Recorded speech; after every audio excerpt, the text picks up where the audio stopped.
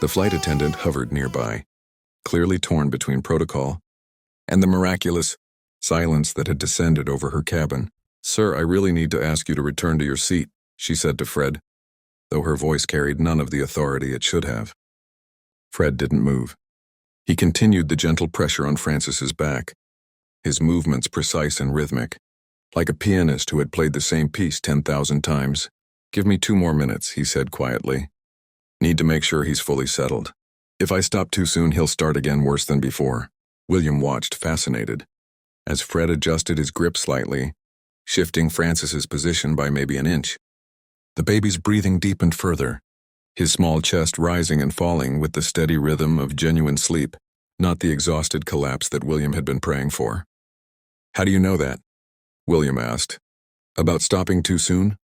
"Trial and error," Fred said, his eyes never leaving Francis.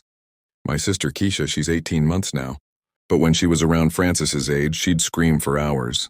My mom works 2 shifts, couldn't afford to take time off, couldn't afford specialists who might actually know what to do, so it fell to me." He paused, made another micro-adjustment, kept a log, timed everything. What worked, what didn't, how long each technique lasted before she'd start up again. Basically treated it like a science experiment. "A science experiment," William repeated, something clicking in his mind about the patches on the backpack. "Yeah." Fred's lips curved slightly, not quite a smile. "My teacher said I should submit my findings to a pediatric journal. Thought I was joking." Now he did look up at William, and the intelligence in those eyes was almost startling. "I wasn't joking. I had data. Control groups, well, sort of. Had 3 different babies on my block to test theories on. Built a whole model for predicting colic episodes based on feeding times, ambient noise levels, even barometric pressure." William felt something he rarely experienced, being the least intelligent person in a conversation. "You're 16 and you built a predictive model for infant colic?" 17 next month, Fred corrected. "And yeah, had to. Nobody else was going to help us figure it out." He glanced down at Francis, who was now deeply, peacefully asleep, his tiny fingers still wrapped around Fred's thumb. "Okay, he's good now. You can take him." The transfer was delicate, practiced. Fred moved with the careful precision of a neurosurgeon, ensuring Francis's head stayed supported, that the transition didn't disturb the hard-won peace. William found himself holding his breath until Francis was settled against his own chest, still sleeping. "The competition," William said, remembering. "In London." "What's your focus?" "Applied engineering and resource optimization," Fred said, finally straightening up, rolling his shoulders like someone who'd been carrying weight for too long. "The challenge this year is designing sustainable infrastructure, solutions for high-density, low-resource urban environments." His voice carried an edge now, something personal.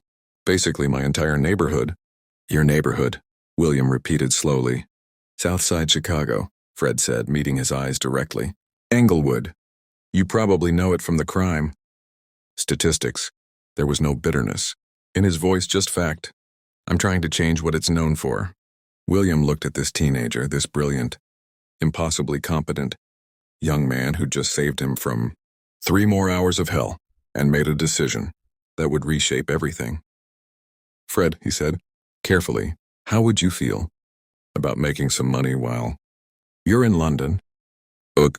Fred's expression didn't change, but William saw his posture shift, a subtle stiffening, the instinctive defensiveness of someone who'd learned to be wary of offers from people like William.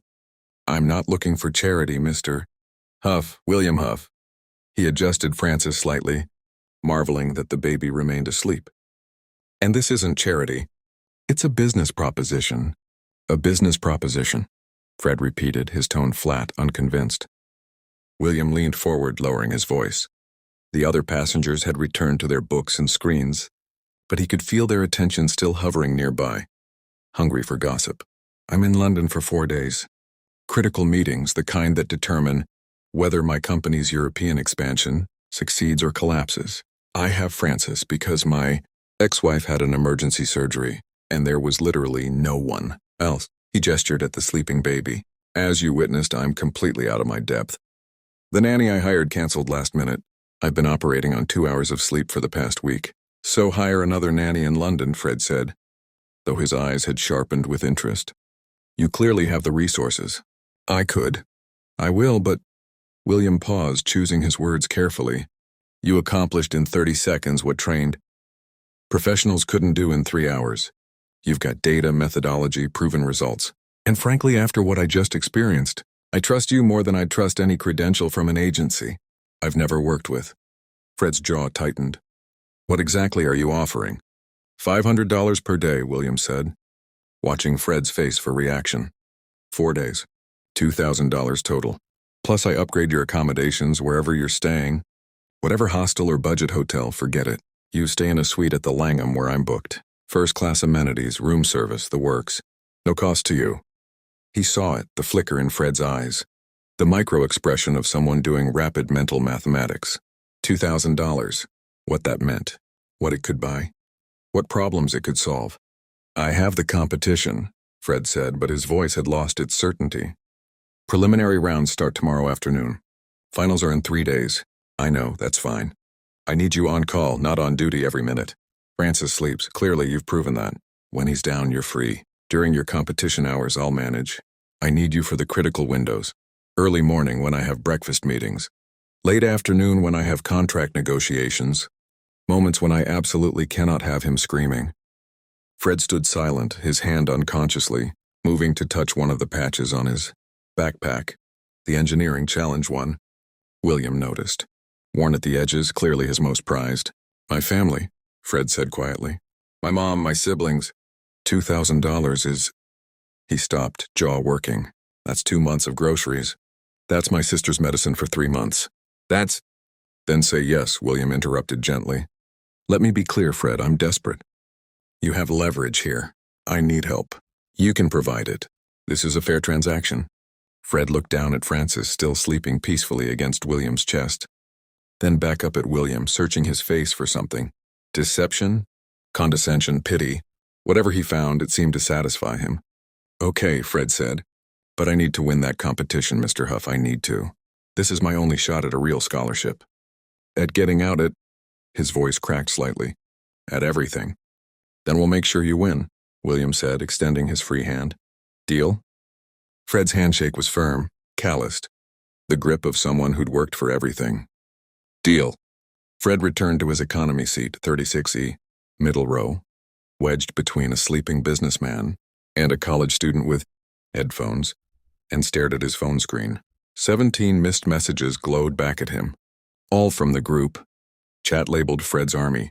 His thumb hovered over the notification, hesitating. Reading them would make everything more real, more heavy. He opened them anyway. 5:23 a.m. Baby, you land safe? Tell me when you touch down. Pastor Williams, 6:45 a.m. The whole congregation praying for you, son. You got this. Ms. Chen, 7:12 a.m. Fred, Mr. Martinez from the bodega donated another $40 to your meal fund. Says make us proud. Coach Davis, 7:34 a.m. That's my student representing. Go show those private school kids what Englewood genius looks like. Fred closed his eyes, feeling the familiar weight settle onto his shoulders, the weight of 200 people's hopes, compressed into one 17-year-old, body hurtling across the Atlantic at 500 miles per hour. The flight to London had cost $847 economy. Middle seat, no meals included. His community had raised it in 3 weeks.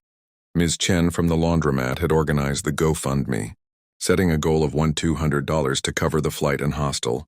Within 2 days, they'd hit $600, $5 here, $20 there. One elderly woman who donated her entire Social Security check before Fred's mom found out and made her take it back.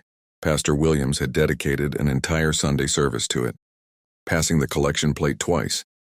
The bodega, the barber shop, the corner store where Fred bought his notebooks, everyone contributed. They'd fallen short by $200. Fred had stayed up 3 nights straight, doing freelance coding work on Fiverr, building websites for $50 each, until his eyes burned and his fingers cramped. He'd made $180. His math teacher, Mr. Okonkwo, had quietly covered the remaining $20 and refused to be paid back. Mr. Okonkwo, 8:15 a.m. Frederick, remember what I told you? You're not just representing yourself. You're proving what's possible. No pressure. That's a lie. All the pressure. but you can handle it. Fred remembered. He remembered every conversation, every sacrifice, every folded bill pressed into his palm by neighbors who could barely afford groceries. He remembered Mrs. Patterson, who'd lost her son to street violence 2 years ago, gripping his hand with tears in her eyes. "You're going to make it out," she'd whispered. "You're going to show them we're more than what they see on the news." He remembered the 14-year-old kids from the block who'd started following him around, asking about engineering, about college, about futures they'd never imagined before. "If Fred can do it," he'd heard one say, "maybe we can too." The competition wasn't just about a scholarship anymore. It had never been just about him. Fred pulled out his battered notebook, the same one he'd used to document Keisha's colic patterns, filled now with equations for structural load optimization, resource distribution algorithms, water filtration system designs for high-density housing. Every page represented hours at the library, because his apartment's internet was too unreliable. Every calculation had been checked and rechecked because he couldn't afford to be wrong. The kids from Phillips Exeter would arrive in London with professional coaches, corporate sponsorships, equipment budgets bigger than his family's annual income. They'd have backup projects, contingency plans, teams of adults reviewing their work. Fred had a duct-taped backpack, a decade-old laptop held together with electrical tape, and the collective prayers of everyone he'd ever known. He typed a response to the group chat, his fingers shaking slightly. "Fred, 9:47 a.m. Landed safe. Competition starts tomorrow. I won't let you down." He stared at the message for 30 seconds before hitting send, feeling the weight of those 5 words. "I won't let you down," settle like concrete in his chest. $2,000 from William Huff would change everything. But only if he could somehow balance caring for a billionaire's baby while competing against the most privileged students on earth. No pressure. Fred closed his eyes and started mentally reviewing his project proposal, the same way he had every night for 3 months. He couldn't afford to fail. Too many people were counting on him. The Langham's lobby looked like something from a movie. Fred had never been allowed to watch, all marble, columns and crystal chandeliers that probably cost more than his entire apartment building. The doorman had opened the Bentley's rear door with a practiced flourish that made Fred feel like he was wearing a costume, playing a role he hadn't auditioned for. William navigated the check-in process with the casual efficiency of someone who'd done this 1,000 times. Francis sleeping peacefully against his shoulder in a designer baby carrier that probably had more technological features than Fred's laptop. The desk clerk handed over 2 key cards without bothering to verify anything, apparently when you were William Huff. Verification was beneath everyone's dignity. "You're in the suite next to mine," William said, leading Fred toward elevators that had actual velvet padding on the walls, connected by an interior door, "so I can get to you quickly if Francis has another episode." The suite was obscene. There was no other word for it. Fred stood in the doorway, unable to make his feet move forward onto carpet that looked like it had never been walked on. Floor-to-ceiling windows revealed London sprawling below like an architectural model. The bathroom, visible through an open door, was larger than the bedroom Fred shared with his brother. Fred's voice failed him. "This is too much." "It's a room," William said, settling Francis into a portable crib that had apparently materialized while they were in the elevator, the kind of service that happened automatically at this level of wealth. "You'll sleep here. That's the deal." Fred watched William move to the kitchenette because, of course, the suite had a kitchenette, and begin preparing a bottle with movements that were competent, but lacked Fred's practiced efficiency. The billionaire's hands fumbled slightly with the formula measurements. "You're doing it wrong," Fred said before he could stop himself. "The water temperature too hot. You'll destroy the nutrients." William paused, then laughed, a genuine sound that seemed to surprise him. "See? This is exactly why I need you." He adjusted the temperature, glancing at Fred. "You know, when I was your age, I was sleeping in my car. 1994 Honda Civic with a broken heater. Chicago winter." Fred's attention snapped from the suite's absurd opulence to William's face. "You're lying." "I'm not." William tested the bottle temperature on his wrist, the gesture oddly paternal. "Southside, actually." Not Englewood, Bridgeport. Different neighborhood, same circumstances. Father left when I was 8. Mother worked 3 jobs and still couldn't keep the lights on. Consistently, he looked up, meeting Fred's eyes directly. I know what you're thinking. That this, he gestured at the suite, at Francis, at the whole impossible luxury of his current life, disqualifies me from understanding where you're coming from. Maybe it does. Maybe 30 years of wealth erases the memory of poverty. Does it? Fred asked quietly. No, William said, his voice harder now. It doesn't. I remember every single night in that car, every meal I skipped, every scholarship application I filled out with hands that were shaking from hunger and hope. He moved to the window, Francis stirring slightly against his shoulder. I got out through MIT, full ride. Engineering degree. Built my first company at 24 with $3,000 I'd saved in a credit card I probably shouldn't have been approved for. Fred joined him at the window, staring down at London, a city he'd dreamed about but never imagined seeing from this height, from this angle. Why are you telling me this? Because I don't want you to think this is charity, William said. Or pity or some billionaire's guilt project. He turned to face Fred fully. You calmed my son using applied scientific methodology that you developed through necessity and documented with academic rigor. You're competing in an international championship despite having a fraction of the resources your competitors have. You're 17 and you think like an engineer, not like a student. So I see myself in you, William said simply. 30 years ago. Same drive. Same intelligence. Same circumstances trying to crush potential that refuses to be crushed. He paused. Difference is you've got something I didn't have. You've got me. Someone who's been where you are and knows the path forward. Fred felt something tighten in his chest, not quite hope. Too dangerous to call it that yet. What are you offering? Mentorship, William said. Real mentorship. Not charity. Not a handout. A partnership. You help me with Francis. I help you win that competition. And after, we'll talk about what comes next. Francis chose that moment to wake up, his face scrunching in preparation for another crying session. Fred moved instinctively, taking the bottle from William's hand, adjusting the baby's position with the unconscious competence of expertise. Deal, Fred said, watching Francis latch onto the bottle peacefully. But I'm winning that competition on my own merit. Not because of your connections.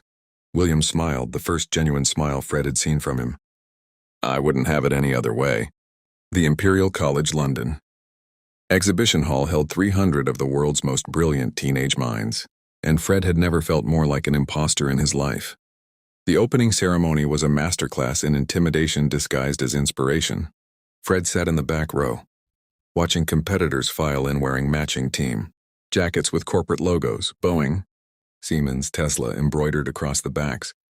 The girl from Singapore had an entire support crew, 2 coaches, a videographer, and what appeared to be a professional photographer capturing every moment.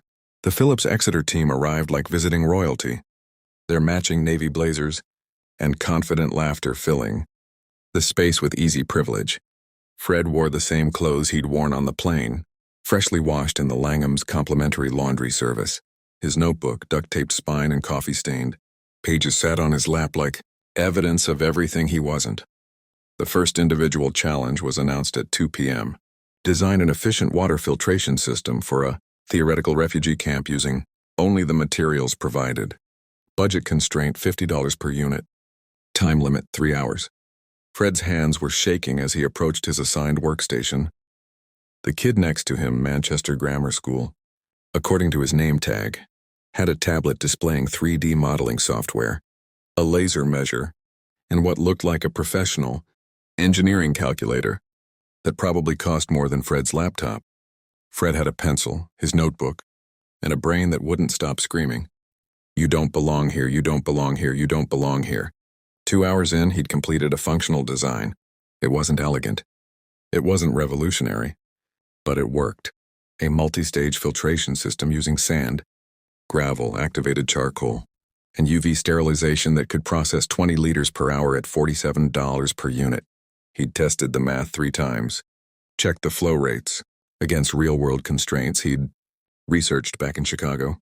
But looking around the room, seeing the elaborate prototypes and computer simulations his competitors were producing. Fred felt the familiar weight of inadequacy pressing down on his chest. These kids had been trained for this, coached, prepared. They had resources he couldn't imagine and confidence he'd never possess. He submitted his design at 4:47 p.m. and walked back to the Langham feeling like he'd already lost. William was in the suite's living room, Francis asleep in the portable crib, reviewing contracts on his laptop. He looked up when Fred entered, reading his expression immediately. "That bad?" "I don't know," Fred said, collapsing onto the sofa that probably cost more than his family's car. "I finished, it works. But everyone else had equipment, software, teams. I had a pencil and—" He stopped, the words catching in his throat. William closed his laptop with deliberate care. "Tell me about your design." Fred explained it, expecting criticism or pity. Instead, William listened with the focused attention Fred had only ever received from Mr. Okonkwo, asking technical questions that demonstrated actual understanding of the engineering principles involved. "It's elegant," William said finally. "Practical. Real-world applicable. It's basic," Fred countered, "compared to what everyone else." "Fred," William's voice carried the authority that had built a $3 billion empire. "Do you remember what you did on that plane? When Francis was screaming, and I was helpless and every expert solution had failed? I used what I knew from—" "You solved an impossible problem using observation, data, and practical methodology," William interrupted. "No fancy equipment, no professional support, just raw problem solving, ability applied to real-world constraints." He leaned forward. "That's what you did today. You designed a filtration system that would actually work in a refugee camp with actual budget, constraints and actual material, limitations. Half those kids in there design systems that look impressive on paper but would fail in implementation because they've never had to build anything with real constraints." Fred wanted to believe him, wanted to let go of the crushing certainty that he'd already failed. "The kids from Exeter had a professional engineer reviewing their work," Fred said quietly.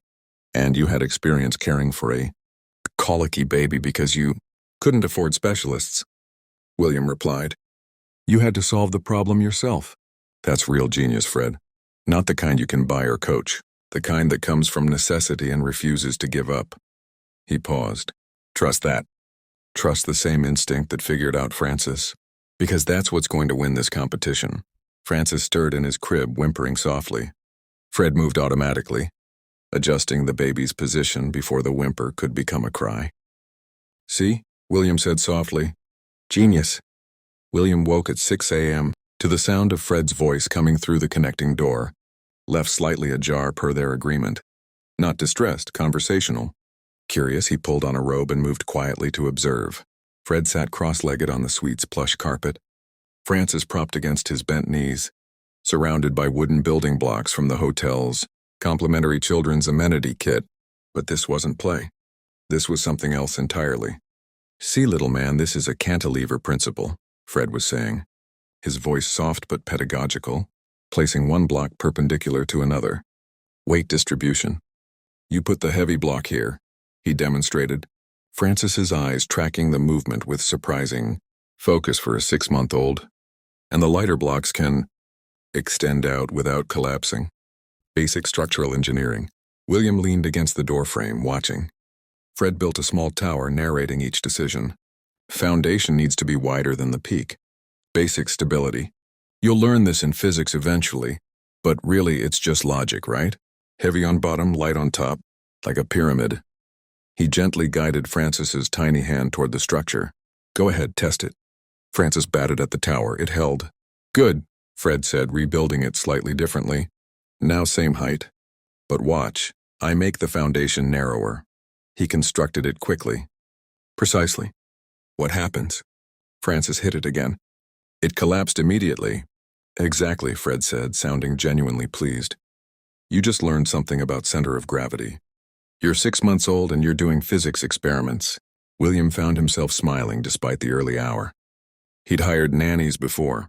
Professional, credentialed, expensive, and they'd played with babies using techniques from child development textbooks. But Fred was teaching. Actually teaching. To an infant who couldn't possibly understand the words, but was clearly engaged by the demonstration, the cause and effect, the pattern. You know he can't actually comprehend cantilever principles, William said, stepping into the room. Fred looked up, not embarrassed to be caught. Not the terminology, but the concept? Yeah, he can. Babies are pattern recognition machines. Their brains are wired to identify cause and effect, to predict outcomes. I'm just feeding that instinct with structured information instead of random stimulation. Where did you learn that? Didn't learn it anywhere, Fred said, rebuilding the stable tower. Observed it. With Keisha and Marcus, my siblings. Marcus is 4 now, when he was Francis's age. I started doing these basic demonstrations. Shape sorting, balance, simple machines. By 18 months, he could predict outcomes better than kids twice his age. Fred paused, something flickering across his face. Not that we could afford the testing to prove it officially, but I documented everything. William sat down on the carpet, $3,000, Armani pajamas on hotel flooring, and watched Fred work. The teenager's movements were economical, purposeful. Every block placement had intention. He was simultaneously entertaining Francis and conducting an experiment, keeping mental notes on which demonstrations held the baby's attention longest, which ones provoked reaching versus watching. You're treating childcare like an optimization problem, William observed. Everything's an optimization problem, Fred replied. Building a bridge structure now. You've got constraints, baby's attention span, safety parameters, developmental appropriateness. You've got objectives, keep him calm, engaged, learning. You've got variables to test, visual stimulation, tactile interaction, auditory patterns. He glanced at William. Same process I use for engineering challenges. Just different application. Francis grabbed a block, brought it to his mouth. The universal infant research method. Oral exploration phase, Fred said, not stopping him but monitoring carefully. Totally normal. He's gathering data through available sensory channels. He turned the block so Francis could access different textures. See? He prefers the smooth side to the rough, storing that preference information for later pattern recognition. William watched this 17-year-old from Englewood discuss infant cognitive development with the clinical precision of a developmental psychologist and the practical application of an experienced engineer. And something clicked into place.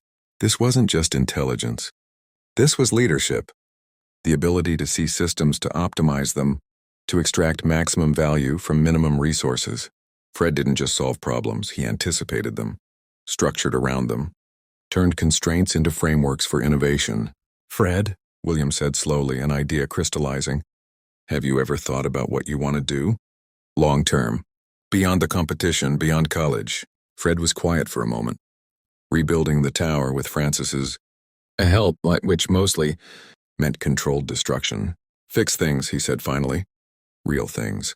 Not theoretical problems in a lab. Actual infrastructure issues in places like where I'm from. Clean water, efficient energy, affordable housing. Problems that affect real people. William pulled out his phone, opened his notes app, and started typing. What are you doing? Fred asked. Taking notes, William said. Because I'm watching a future executive at work, and I don't want to forget any of this. Fred looked at him like he'd spoken a foreign language. Francis knocked over the tower again, laughing, an actual baby laugh. Did you hear that? Fred's face lit up with genuine delight. First intentional laugh I've gotten from him. That's a developmental milestone, Mr. Huff. You should document it. William was documenting something. Just not what Fred thought. He was documenting the moment he decided to invest in a future that looked very different from his past. The team challenge was announced at 9 a.m. on day 3.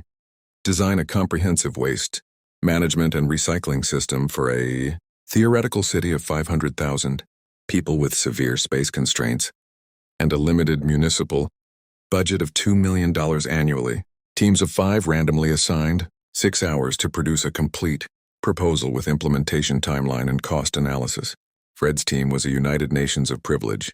Emma from Phillips Exeter, whose father apparently owned a waste management company. Raj from the Indian Institute of Technology's youth program, backed by corporate sponsorship. Lou from Beijing's elite science academy with government funding. and Sebastian from a Swiss private school, whose tuition probably exceeded Fred's neighborhood's median income. They stared at Fred's worn notebook and duct-taped backpack with expressions ranging from polite concern to barely concealed dismissal. "Should we start with research?" Emma suggested, pulling out her tablet loaded with academic papers. "I've got studies on waste management efficiency from—" "We don't have time for research," Fred interrupted, his voice quiet but carrying unexpected authority. 6 hours isn't enough to learn and implement. We need to use what we already know and apply it to the constraints." Sebastian frowned. "But surely we should review best practices from—" "The best practices assume resources we don't have," Fred said, moving to the whiteboard. "Look at the budget. $2 million annually for 500,000 people. That's 4 per person per year. That's not a developed city problem. That's a resource-constrained urban environment." He started writing numbers, his handwriting fast and precise. "I've seen this exact scenario. Different scale, same principles." Raj leaned forward, interest replacing skepticism. "Where?" "Englewood, South Side Chicago." Fred drew a quick map, marking neighborhoods with muscle memory. Population density similar to the theoretical city. Municipal services underfunded by roughly the same ratio. Illegal dumping, overflowing bins, no recycling infrastructure. He turned to face them. "I spent 2 years mapping waste patterns for a community project. I know what actually works with these constraints." Emma opened her mouth then closed it, gesturing for Fred to continue. "First principle," Fred said, his voice gaining confidence. "You can't afford centralized processing. Transportation costs will eat your budget. You need distributed collection points, micro-hubs every 4 blocks, serviced by smaller vehicles with lower fuel costs." He was drawing now, creating a grid system. "Second, you can't rely on municipal workers alone. You need community participation, which means incentive structures, recycling deposit system, return sorted recyclables, receive small credits toward utility bills." "That's been tried," Sebastian objected. "Compliance rates are typically 30 to 40% in wealthy areas," Fred finished, 70 to 80% in low-income communities when the incentive actually matters. When that credit means the difference between lights on or off, people participate. He wasn't being defensive, just stating data. Third principle, use what you have. The theoretical city will have informal waste. Pickers, always. Do in constrained economies. Don't fight them. Formalize them. Give them equipment, routes, safety training. They're already doing the work, make them part of the solution. Liu was taking notes now, her earlier doubt replaced by focus. The micro-hub locations. How do you determine optimal placement? Population density maps, foot traffic patterns, existing infrastructure. Fred pulled out his phone, showing photos he'd taken in Chicago. Corner stores, bus stops, community centers. You want high visibility, easy access, places people already go. Put hubs at transit stops people drop off on their commute. At corner stores, attach small incentive to the deposit system. Stores become collection partners. For the next 5 hours, Fred coordinated their efforts with the natural efficiency of someone who'd been solving resource optimization problems his entire life. He assigned tasks based on each team member's strengths. Emma researching regulatory frameworks, Raj calculating cost models, Liu designing the physical hub structures, Sebastian drafting the implementation timeline. But he maintained the vision, keeping them focused on practical solutions rather than theoretical ideals. When Emma suggested expensive automated sorting technology, Fred redirected to manual sorting with proper safety equipment, lower upfront cost, created jobs actually implementable with the budget. When Sebastian proposed a 5-year rollout, Fred restructured it to 3 years with pilot programs in high-density zones first, prove concept, adjust based on data, then expand. At 2:47 p.m. with 13 minutes remaining, they had a complete proposal that was less technically impressive than half the other teams' presentations but infinitely more implementable. The judges, 3 waste management professionals and 2 urban planning experts, listened to their presentation with expressions that shifted from polite attention to genuine interest. "Mr. Eric," one judge said when they finished, "your team's proposal is the only one that actually addresses the informal waste economy." "Why?" Fred met her eyes directly. "Because I've lived in it. Theory's important, but implementation requires understanding reality.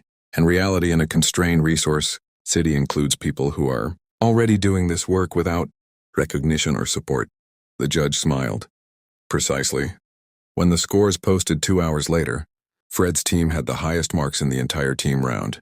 Not for innovation, not for technical sophistication, for feasibility, practicality, and implementation strategy. William was waiting in the lobby when Fred emerged, Francis asleep in his carrier. "How'd it go?" William asked. Fred's face was unreadable for a moment. Then he broke into a grin, the first genuine, unguarded smile William had seen from him. "I think I just showed them what Englewood genius looks like." William had rehearsed this conversation 3 times in his head, but sitting across from Fred in the Langham's private dining room at midnight, Francis finally, mercifully asleep. In the suite upstairs, all his carefully prepared words felt inadequate. Fred was eating room service pasta like someone who'd forgotten food existed, still riding the adrenaline high from the team competition. He'd showered but looked exhausted in a way that went deeper than physical tiredness. The weight of carrying an entire community's hopes was visible in the set of his shoulders, the way he kept checking his phone for messages from home. "Fred," William said, setting down his wineglass, "I need to talk to you about something, and I need you to listen all the way through before you respond." Fred's fork paused midway to his mouth. The wariness returned to his eyes, that defensive instinct honed by a lifetime of offers that came with invisible strings. "For the past 3 days I've been watching you," William continued. "Not just with Francis, though that alone would be remarkable. I've been watching how you think, how you problem solve, how you lead." He leaned forward. "That team today, they were skeptical of you at first. I could see it. You saw it too. But within an hour, you had them following your vision because your vision was better. Not more elaborate, not more expensive, better. Mr. Huff, let me finish." William pulled out his tablet, opened a document he'd been drafting since 6 a.m. "My company, Huff Technologies, specializes in AI-driven logistics optimization. We help corporations maximize efficiency, minimize waste, increase profit margins. We're very good at it. We make obscene amounts of money doing it." He turned the tablet so Fred could see the financials, numbers with more zeros than should be legal. "But we've never applied that technology to the problems that actually matter. To communities like Englewood, like Bridgeport where I grew up, to places where resource optimization isn't about profit, it's about survival." Fred was staring at the screen, his pasta forgotten. "I'm creating a new division," William said. "Applied social engineering. Focus areas. Infrastructure optimization for underserved communities. Resource allocation in constrained economies. Sustainable development in high-density, low-income areas.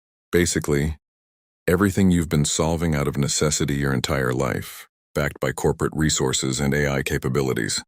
He paused, watching Fred's face. "I want you to run it."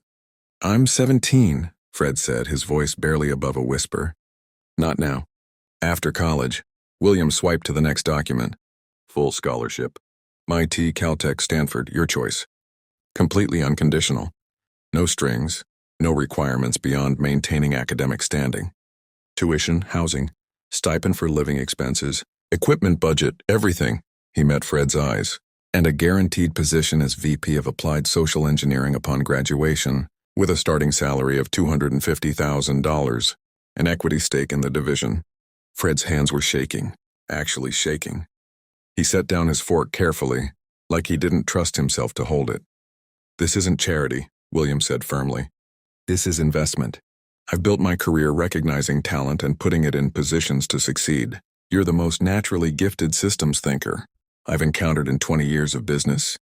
You see problems other people don't see and solve them with resources other people don't know how to use.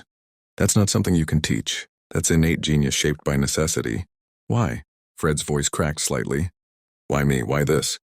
William was quiet for a moment, remembering a night 30 years ago, sleeping in a Honda Civic, wondering if he'd ever escaped the gravitational pull of poverty. "Because someone should have done this for me," he said finally. "And didn't. And I spent 15 years clawing my way up, alone, when I could have been running if someone had just given me a real chance." He pushed the tablet closer. I'm giving you that chance. Not out of guilt, not out of pity, because it's the smartest business decision I'll make this decade. The community, Fred started, then stopped, his jaw working. The people back home, they need you to succeed, William interrupted. They need you to get that education, develop those skills, and come back equipped to actually solve the problems. You've been documenting in that notebook. You can't fix Englewood's infrastructure with duct tape and good intentions. You need resources, systems, institutional backing. He gestured at the offer on the screen. This gives you that, and it gives me a chance to build something that matters. Beyond quarterly earnings reports.